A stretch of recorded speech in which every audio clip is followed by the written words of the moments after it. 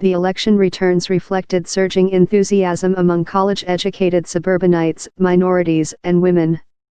Turnout was up 16% over 4 years ago in Virginia, where Democrat Ralph Northam, the Commonwealth's lieutenant governor, won an unexpectedly easy 9-point victory over Ed Gillespie, a Republican lobbyist and former National Party chairman. The moderate Northam had ended his campaign on a messy note, with progressive organizations denouncing his pledge to sign legislation barring the establishment of so-called sanctuary cities that do not enforce federal immigration laws.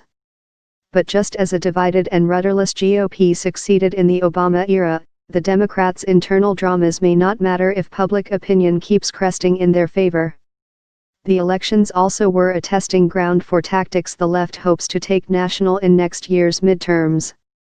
In a bid to rebuild the party's bench, new grassroots groups like Indivisible, Run for Something, Swing Left and Flippable poured money, volunteers and tech-savvy into low-profile contests. Last December, a prosecutor in suburban Seattle named Manka Dhingra, disturbed by the presidential election, attended her first Democratic Party meeting. On November 7, she won a Republican-held seat in the Washington State Senate, flipping control of the chamber. She called her win a rejection of the politics of tribalism, misinformation, and mistrust.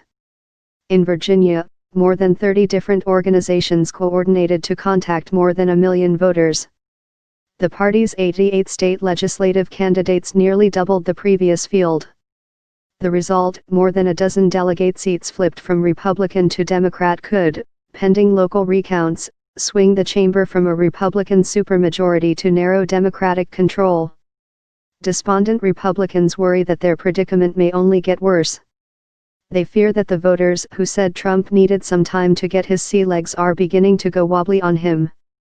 Special counsel Robert Mueller's investigation into Russia's involvement with the president and his campaign may continue to dog the GOP all the way to the midterms. Strategists are comparing the looming threat to the ethics scandals that hobbled the party in the 2006 helping hand Democrats majorities in the House and Senate. The rage Trump channeled to win the White House doesn't translate naturally to governing, and lawmakers have struggled to deliver on their promises to an angry base. The challenge is one reason the GOP is seeing a wave of retirements. Already 29 current House Republicans and 3 GOP senators have left or are leaving their jobs.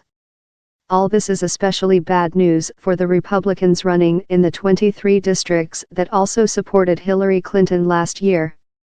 Each of them will have to make the tough call next year of whether to strike the same edgy chords that carried the president into office. For his part, Gillespie, despite his establishment credentials, ran TV ads castigating immigrants for job losses and blaming Hispanic gangs for violence. In the weeks after a white nationalist march on Charlottesville, Virginia, erupted in violence, he defended Confederate monuments as the last vestiges of tradition. At the same time, he sought to differentiate himself from the president, rarely uttering his name on the campaign trail. Gillespie learned you can't be half pregnant when it comes to the president. Moments after the loss, Trump weighed in from Asia, blaming the candidate's defeat on his unwillingness to fully embrace the president and his brand of politics.